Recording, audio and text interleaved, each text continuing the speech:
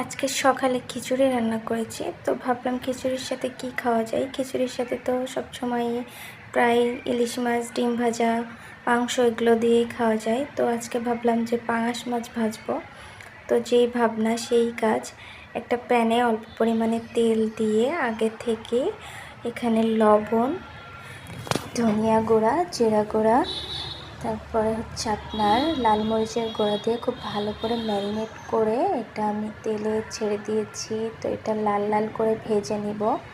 তাহলে এটা লাল লাল করে ভেজে নেওয়া হয়ে গেছে, এটা আমি উঠাই নেব।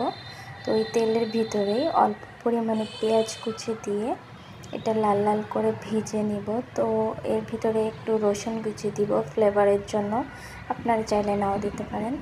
তো এটা দিয়ে আমি খুব ভালো করে আবারও মিশিয়ে নাবিয়ে নিলাম। তো দেখুন আমি প্লেটে একটু শসা, একটা শুকনো মরিচ করে নিয়েছি।